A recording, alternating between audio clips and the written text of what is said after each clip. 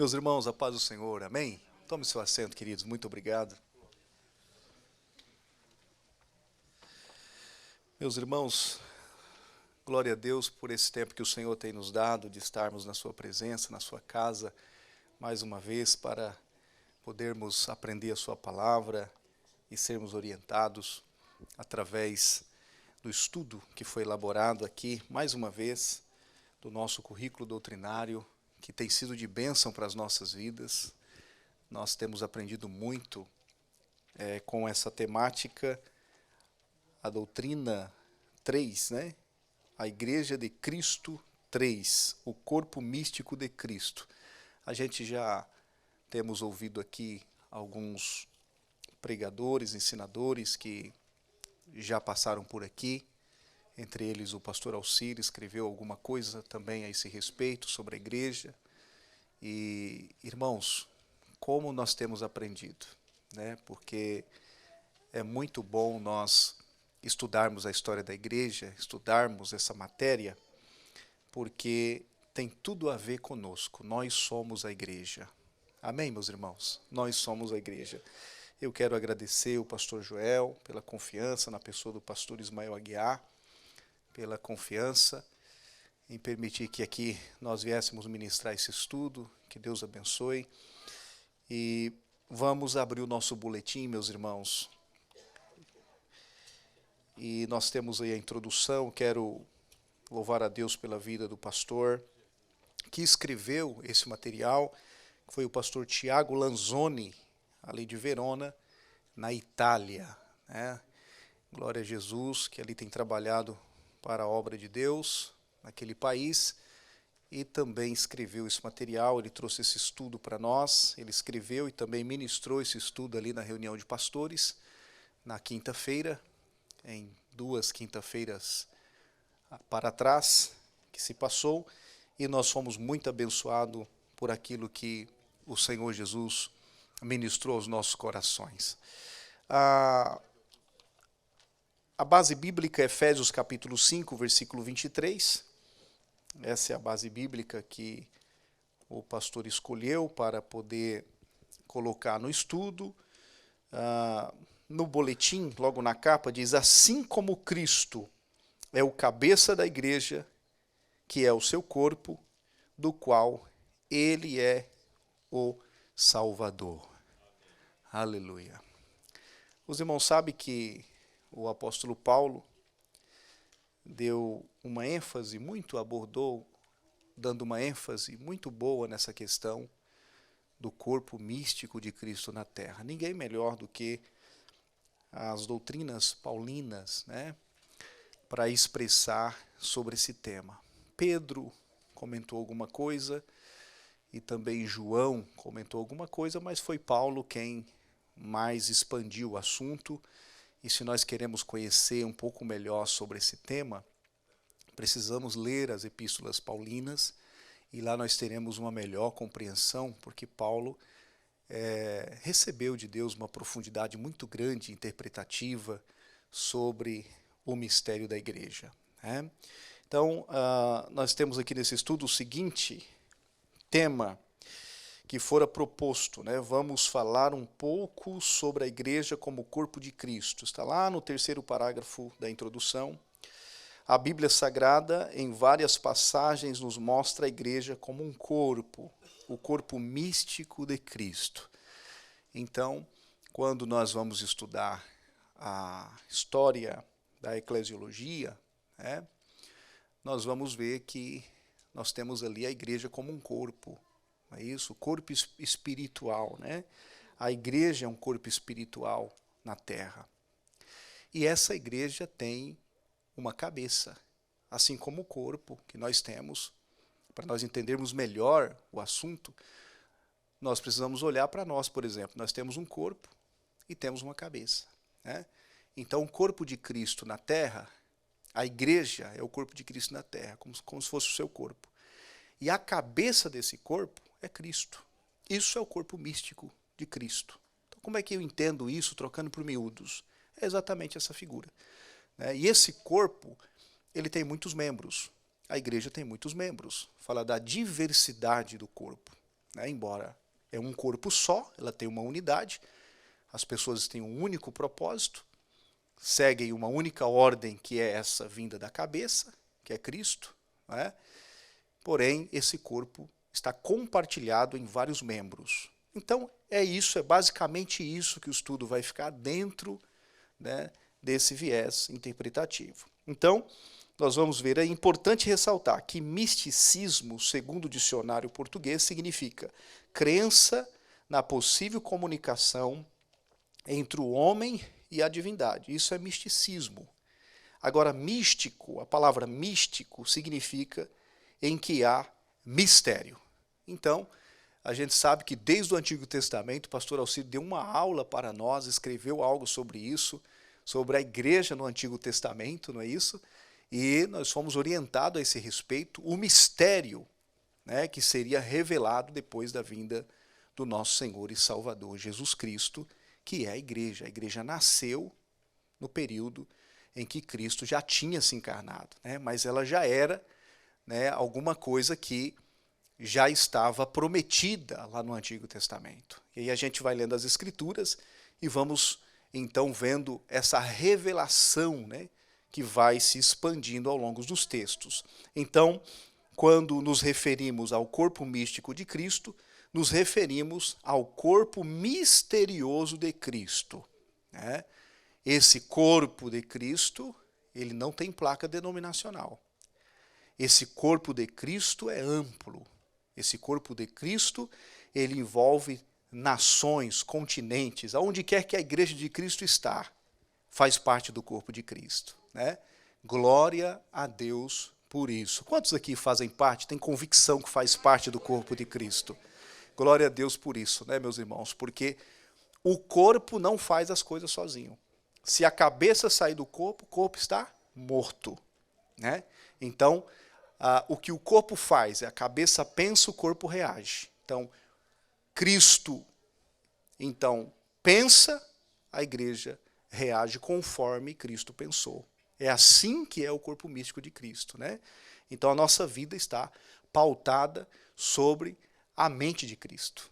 É a partir dele, é o que vem de Cristo. E a igreja vai executando as tarefas como resultado daquilo que veio da mente de Cristo, daquilo que veio do cabeça, que é o próprio Cristo. Então, desfrute. A igreja, essa palavra igreja, né, ela tem origem, a origem da palavra no Novo Testamento. A palavra igreja é uma tradução da palavra grega eclesia, que nunca se refere a um lugar de adoração, mas tem em vista uma reunião de pessoas. Então, o que o entendimento da língua grega dizia sobre a eclesia? As reuniões. Quando se tinha reunião de pessoas, que seja propósito político, que seja propósito de tratar uma causa, né, que seja um propósito social, isso era uma eclesia, que não estava ligado diretamente à questão de adoração. Tá? E aí nós vamos ver no estudo que está ligada à reunião de pessoas. Na maioria esmagadora dos casos, a eclesia indica uma associação local de crentes. Aí a igreja ela vai pegando emprestado essa terminologia, porque a igreja é um conjunto, né? A igreja é um momento de comunhão, onde nós nos reunimos. Você deixou lá o seu compromisso, deu uma pausa nele, uma vírgula, e veio para a casa de Deus se reunir com outros irmãos para poder adorar e entregar o seu culto a Deus. Então, nós estamos nos reunindo.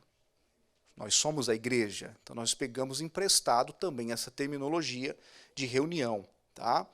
Então, não se tem certeza das circunstâncias sob as quais a eclesia tornou-se a palavra aceita para as congregações cristãs.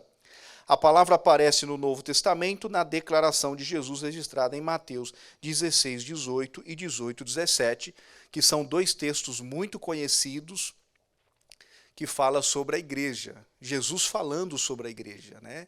Que as portas do inferno não prevaleceria contra a minha igreja.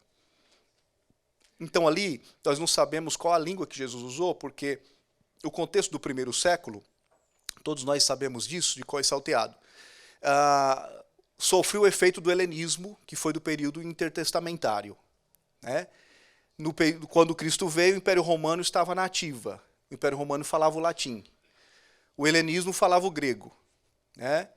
E aí os judeus que vieram do período intertestamentário receberam a influência do cativeiro, falavam o aramaico. E os judeus só falavam o hebraico na sinagoga. Então era uma diversidade idiomática, uma diversidade de linguagem, né? Então, se Cristo usou aqui para falar de igreja, ele usou a terminologia grega, nós não sabemos, mas o texto está escrito que ele fala da sua igreja. Está lá, igreja. Tá? Então, isso nos dá uma ideia sobre essa questão. No entanto, a menos que Jesus tenha falado no idioma grego, nestas duas ocasiões, uma possibilidade muito remota.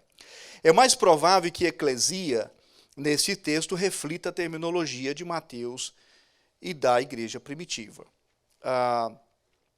Muito bem.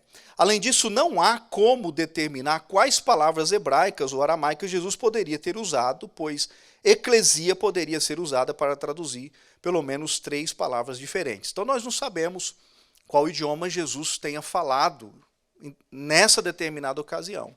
Tá? O fato é que os idiomas estavam à disposição das pessoas e com certeza Jesus, em dado momento, falava em aramaico, em outro momento poderia falar o hebraico, ou o grego, ou o próprio latim. Né? Então nós não temos exatamente com exatidão essa resposta, mas é uma possibilidade. Então, tampouco é provável que eclesia deva sua origem aos primeiros fiéis de Jerusalém.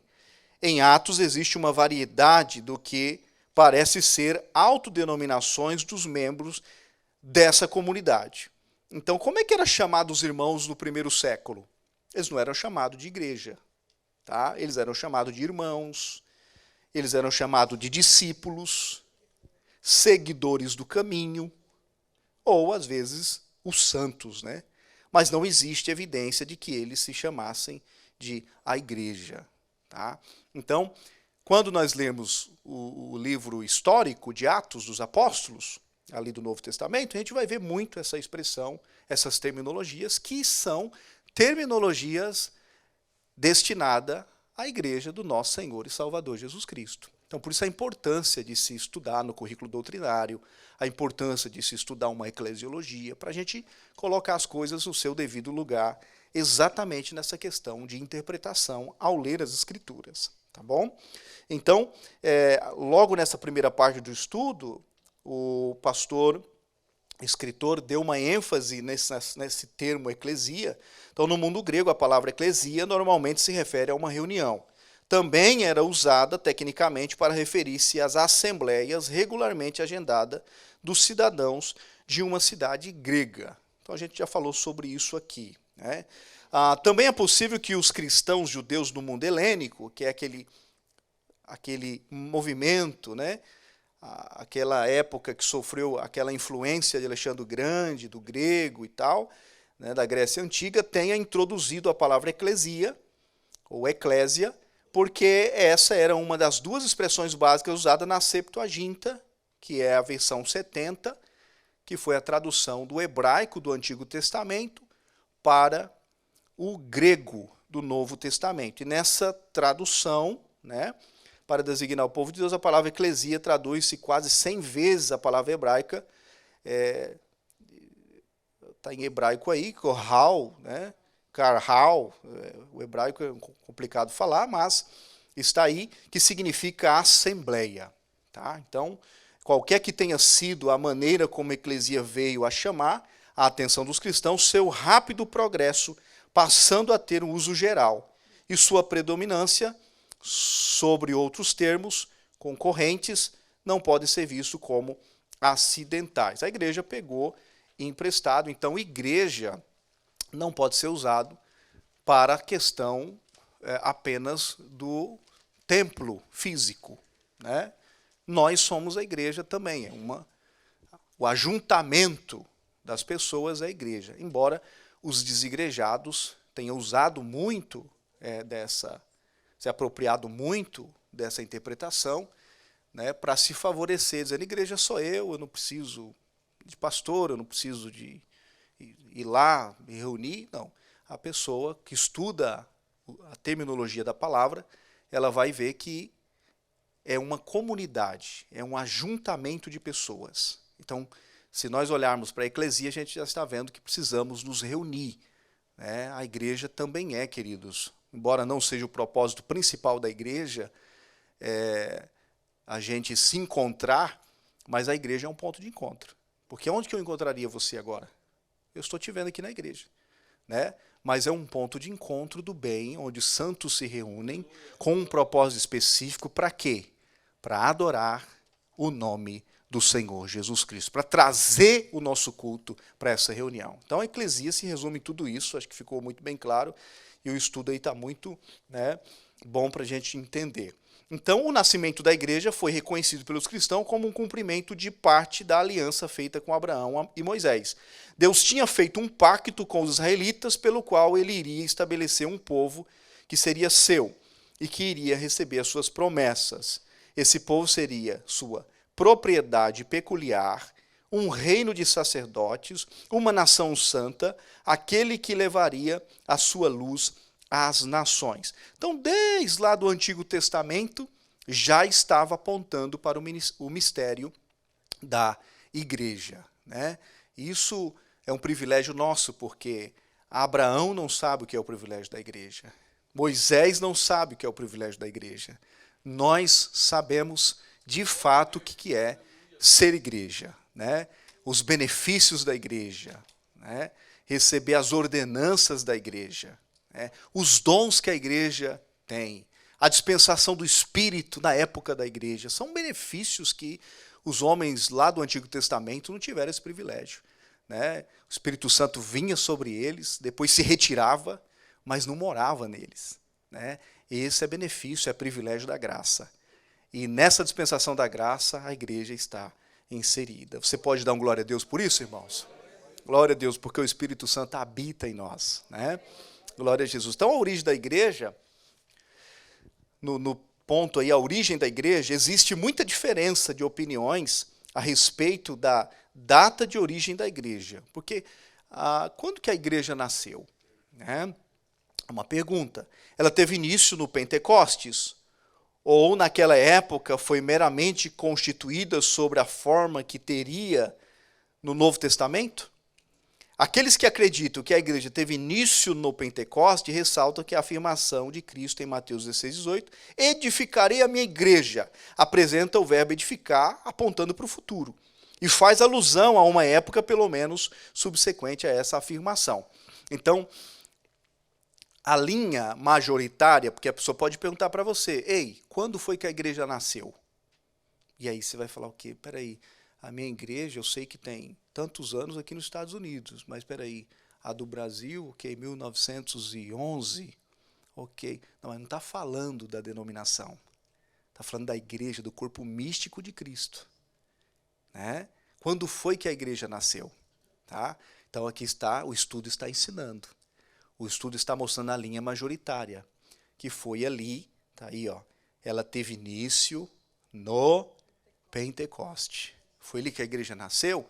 É uma linha de interpretação. Existe outras? Existe, tá? Aí você se matricula no Bible College, os professores lá vai te ensinar quais são as demais. Mas essa é a majoritária. Ela nasceu no Pentecoste, né? Então, aqueles que acreditam que a igreja teve início no Pentecoste, ressaltam que a afirmação de Cristo, Mateus 16, 18, ela é real. Adicionalmente, eles argumentam que tem alguém que se torna um membro da igreja por meio do batismo no Espírito Santo, que assim o une ou identifica com o corpo místico de Cristo. Então, à medida que a pessoa se converte a Cristo, ela é batizada no corpo de Cristo, ela é inserida no corpo de Cristo, não é batizada com o Espírito Santo, porque quem batiza com o Espírito Santo é Jesus. Mas quando a pessoa aceita Jesus pela conversão, quem batiza a pessoa na conversão é o próprio Espírito. Tá? Então essa introdução, essa imersão da pessoa na conversão, ali ela já faz parte do corpo de Cristo. Aceitou Jesus? O Espírito Santo te convenceu do juízo, do pecado, da justiça, ok? Cristo é o seu Salvador, seu Rei, seu Senhor? Sim. Pronto, então a partir dali você já faz parte do corpo de Cristo. Agora, os passos, a igreja é dinâmica. Os passos seguintes vão vir: batismo nas águas, busca de batismo do Espírito Santo, obediência das ordenanças, que é esse batismo nas águas, ceia do Senhor, e aí a pessoa vai dinamizando a sua fé cristã dentro do corpo místico de Cristo. Tá certo? Então, basicamente, essa é as orientações. Então, o batismo no Espírito Santo era um evento futuro nos evangelhos. Vai falar aqui do batismo do Espírito Santo. Eu, em verdade, vos batizo com água para arrependimento, mas aquele que vem após mim é mais poderoso do que eu. Não sou digno de levar suas sandálias. Ele vos batizará com Espírito Santo e com fogo. Então, aqui fala, né, do batismo com evidências em falar em línguas estranhas. Então, tem um batismo em que a pessoa é batizada quando ela insere no corpo de Cristo. É como aquelas pessoas que saíram lá do Egito, passaram pelo Mar Vermelho, foram batizados dentro do mar, né? Elas passaram para entrar no deserto. Então ali é um batismo no Espírito. Elas são introduzidas no Espírito. À medida que a pessoa aceita Jesus como Salvador, pela conversão ela é introduzida na igreja pelo Espírito. Tá? Mas aí depois ela tem que buscar o batismo com o Espírito Santo e ter evidências, que é falar em línguas estranhas, né? E o batismo nas águas, que é outro tipo de batismo também. Mas isso existe um estudo específico para esse assunto, né? Então, além disso, o apóstolo Paulo refere-se ao Espírito Santo em Efésios 3, 2, 11 e ressalta que ele fala do mistério, o qual noutros séculos não foi manifestado aos filhos dos homens, como agora tem sido revelado pelo Espírito aos seus santos apóstolos e profetas. Então, outros respondem que essa passagem não nega claramente a existência anterior da igreja, tá? Mas apenas afirma que a sua extensão não tinha sido dada a conhecer a eles, como tinha sido aos apóstolos. Então, para cada tempo se tem uma interpretação, para cada tempo se tem um entendimento, né? Então, a revelação ela vai crescendo, a revelação vai ficando clara à medida que nós vamos estudando, aprendendo e tendo as orientações bíblicas. Isso aconteceu no passado também. Muita coisa eles não tinham compreensão, os povos do passado, e hoje nós temos uma melhor compreensão do que eles. Amanhã alguém vai ter uma compreensão melhor do que nós temos hoje. E assim nós vamos vivendo de novidade de vida.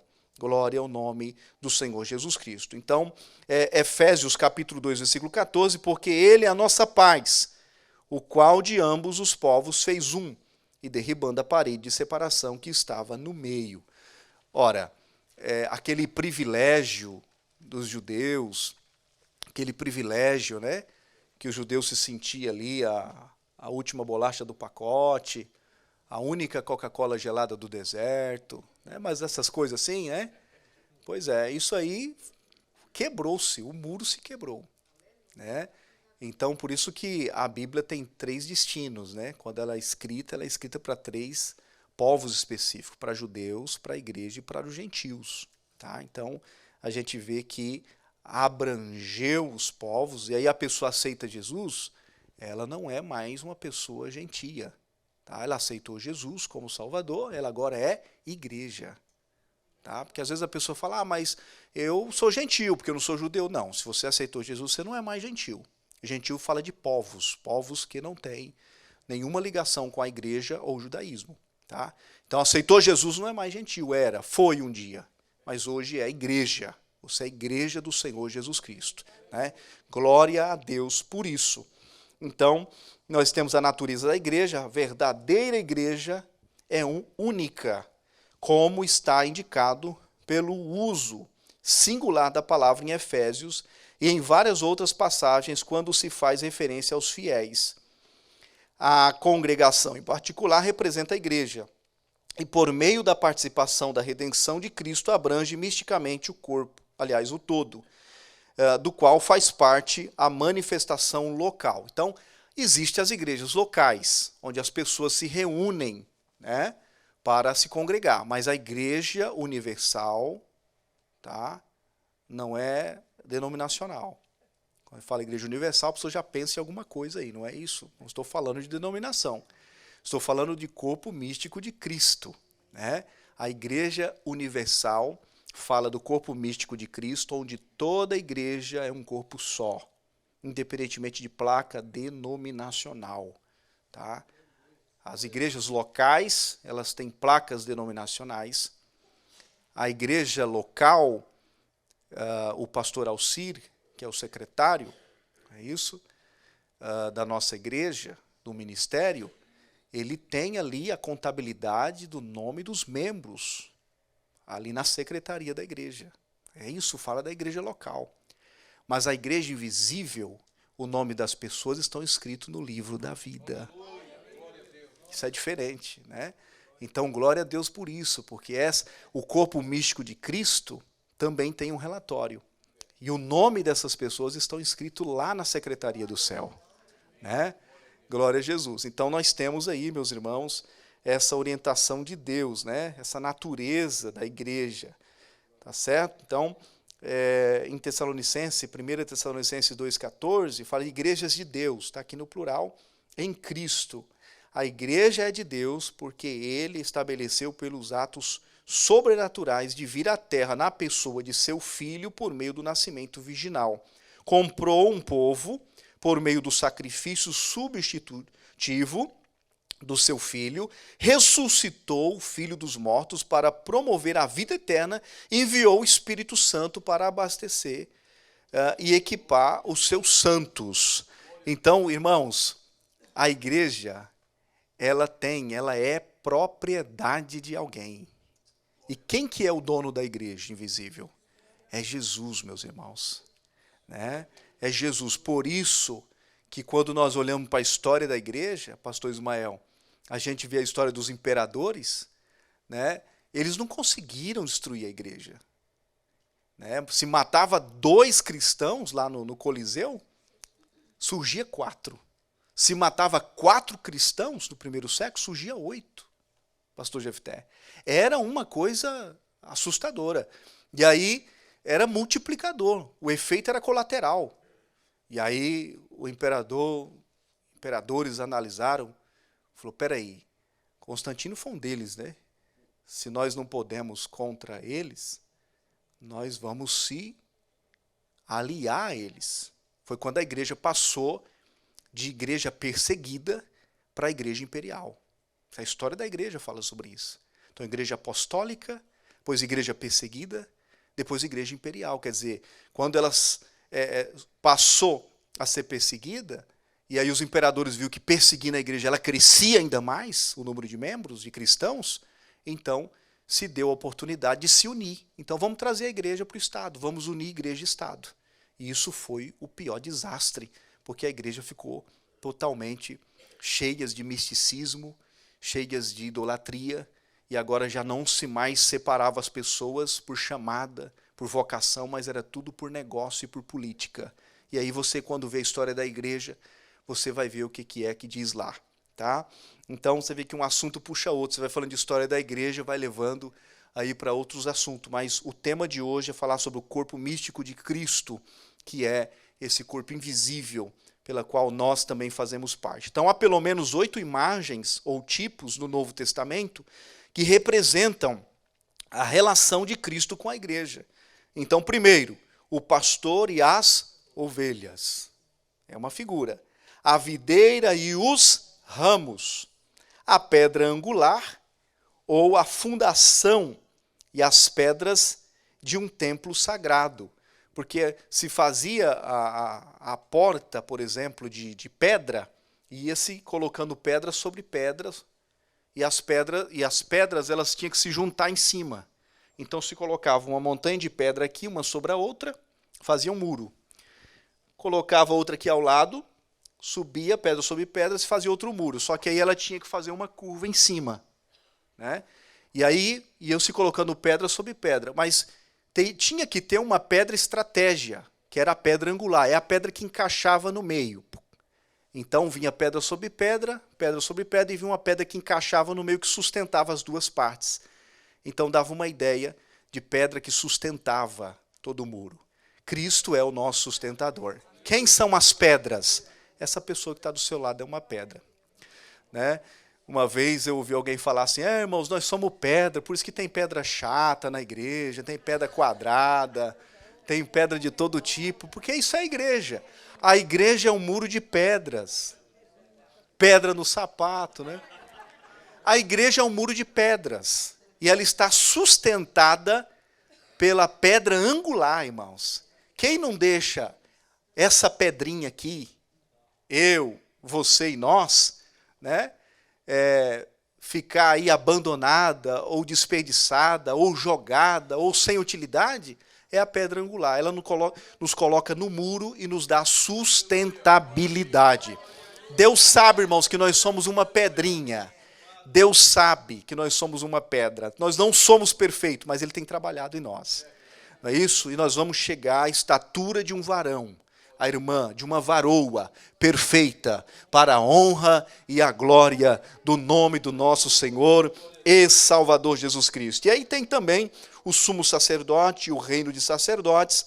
Também temos aí no item 5, a cabeça e o corpo, que tem muitos membros, o noivo e a noiva, o primogênito entre muitos irmãos, né, ou as primícias, o senhor e os servos. Então são algumas figuras que não dá para a gente entrar um a um, mas você tem um estudo aí, você pode estar depois se deliciando dessas informações que o pastor, não é isso, Tiago Lanzoni escreveu aí. Então, o ministério e a missão da igreja, caminhando para o fim. A igreja é uma organização, mas, acima de tudo, um organismo. Como um corpo, um organismo vivo. A igreja deveria crescer para a maturidade, à medida da estatura completa de Cristo. Irmãos, quando nós aceitamos Jesus, nós aprendemos uma coisa, né? Principalmente no discipulado. Nós aprendemos que nós somos bebês na fé. Né? E como bebês na fé, a gente bebe o quê? O que o bebê bebe? Leitinho. Né? Quando o bebê chora, o que a gente dá para o bebê? A chupeta, né? O neném usa fralda. Existem cuidados especiais, é ou não é? Porque é um bebê, não é assim? Então assim é aquele que recém se converteu à fé. É um bebê, precisa de cuidados especiais. Né? Mas aí a criança fica a vida toda tomando o tetezinho, a mamadeira? Não, ela vai crescendo, os dentes vão crescendo, a criança vai começando a dar os primeiros passos, e todo pai, toda mãe espera que a criança comece a falar, e fale primeiro o nome do papai. Né? A irmã quer que fale primeiro o nome da mamãe, ou quem sabe a vovó quer que chama de vovó, ou vovô. Né? A gente tem as nossas... né, prioridades e preferências. Né? Mas o fato é que todos nós esperamos que a criança cresça e desenvolva. Todos os adultos aqui um dia foi criança. E olha como você cresceu. Olha que homem que você se tornou. Né? Olha que mulher você se tornou. Por que usar essa figura prática?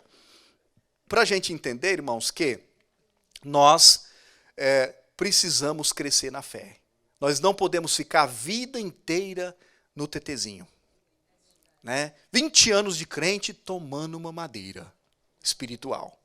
Né? Tem hora que nós precisamos, então, entender que Deus nos chama para o crescimento, para o desenvolvimento. E culto como esse aqui é o que o nosso pastor tem nos ensinado. Culto de tutano. É um culto que nós recebemos palavra forte. É um culto que nós somos, às vezes, chacoalhados. Né? Mas é porque a gente já tem maturidade para isso. Não é verdade? E lá na sala do discipulado a gente trata com aquele leitinho, aquele novo convertido, e no amanhã ele vai estar aqui também participando e comendo um alimento mais forte, né? Quando não, já participando dos dois ao mesmo tempo e sendo tratado por Deus através da sua palavra. Então, aqui se fala da estatura completa de Cristo, crescendo, é a missão da igreja. Como ajuda para esse desenvolvimento, Cristo deu alguns dons à sua igreja, sob a forma de homens que realizam, ou realizariam, né, várias tarefas. Alguns eram apóstolos, outros eram profetas, outros eram evangelistas, pastores e doutores, para equipar os santos para a obra do ministério. A pessoa pergunta, por que precisa de pastor na igreja? Está aqui a resposta, Efésios 4:11. Pastor na igreja serve para equipar os santos para a obra do ministério, para a obra do Senhor Jesus. Pastor está na igreja para orientar, não é isso? Para poder trazer as orientações, para ensinar, para equipar os santos, né? Para se aperfeiçoar na obra do Senhor. Por isso que tem que ter o pastor na igreja. Por que tem o evangelista? A mesma coisa, os profetas, os doutores, né? E os pastores, e também, muito bem, são esses, né? Evangelista, profetas, pastores, doutores e mestres para a obra, e apóstolos, né? Que são aqueles missionários que vão fazer a obra do Senhor distante. Então, como membros da igreja, eram batizados no Espírito Santo. Cada um tinha um dom espiritual, ou mais, para edificar os outros na comunidade de crentes. Por que é que a igreja tem os dons espirituais? Para a edificação do corpo de Cristo. Né? Então, a igreja de Corinto tinha todos os dons espirituais. Embora seja uma igreja que deu muito trabalho para Paulo, né? Mas era uma igreja que tinha todos os dons espirituais. Era a igreja de Corinto. Né? A palavra Corinto significa corrupto. Então, uma igreja que estava num contexto muito corrupto, e ela não sabia, ela tinha todos os dons, mas ela não sabia administrar esses dons. E aí houve a necessidade, a família de Cló escreveu para Paulo, e vai dizer, ó, Paulo, está acontecendo uns problemas aqui na igreja, tem que tratar. E aí Paulo escreveu, inclusive uma das cartas dizem que tem a 3ª Coríntios que se perdeu, né? Mas Paulo escreveu para tratar com a igreja, para ensinar os irmãos no uso dos dons espirituais, porque os dons são para edificação do corpo de Cristo. Então veja que esse corpo místico de Cristo, ele é equipado. Ele tem dons espirituais. Ele é um organismo vivo. Tá? Gente, a igreja de Cristo é viva. A palavra de Cristo é viva. Tá? Deus não é Deus de mortos. Deus é Deus de vivos. A igreja é viva, a palavra é viva, Deus é Deus dos vivos. Está entendendo? A Bíblia vai dizer que ele é o caminho, a verdade e a vida. Então veja que essas coisas são coisa de Deus, irmãos. Glória a Jesus por isso. E a pessoa chega aqui morta e ela recebe vida pelo poder do Espírito Santo, porque o Espírito é vida também. Tá? Então, caminhando aqui para o final, Cristo, a cabeça da igreja. Paulo apresenta Cristo como cabeça da igreja. E cada membro da igreja individualmente como parte do seu corpo. Então, cada membro faz parte do corpo. Agora, cada membro precisa saber qual é a sua posição no corpo. 1 Coríntios 12, 17, lá no final da página 9, diz: se todo o corpo fosse olho, onde estaria o ouvido? Se todo fosse ouvido, onde estaria o olfato? Então, cada um de nós, irmãos, precisamos ter convicção da chamada de Deus na nossa vida. Para que Deus me chamou? Aonde Deus quer me usar? E trabalhe forte, pesado nessa área. Porque é a área que Deus vai te usar. Agora, não adianta nós queremos ser o irmão lá e o irmão querer ser o aqui. É cada um, como diz o outro, no seu quadrado. É cada um na vocação que Deus lhe chamou. Tem pessoas que se parecem, né, no modo como Deus usa. Né? Mas tem pessoas que são totalmente distantes umas das outras, mas são parte do corpo. Se o dedo mínimo do teu pé, ou a unha do dedo mínimo do teu pé estiver inflamada, olha, o que é o dedo mínimo do pé? O que é aquela unhazinha encravada lá no dedo mínimo do pé? Não é nada, né? Se você for olhar, mas se tiver encravado, tira a paz de todo o corpo. Então, ninguém pode se achar que não é nada no corpo de Cristo. Você é muito importante. Porque se não tiver você no corpo, pronto. Né? Alguém perguntou assim, por que precisa da sobrancelha no corpo, no rosto? Essa sobrancelha. Por que precisa disso aqui? Né? De tirar esse negócio aqui. Pois é, e quando você tiver suor na testa, é exatamente o design da sobrancelha que vai permitir o suor descer por aqui. Ó, e não cair no teu olho, porque o suor é salgado. Você entende? Tudo no corpo tem uma razão. Depois você me fala qual é a razão do dente ciso, né? Porque isso é um mistério, né? Muito bem. Então eu quero aqui passar para o pastor Ismael Aguiar. Deus abençoe os irmãos.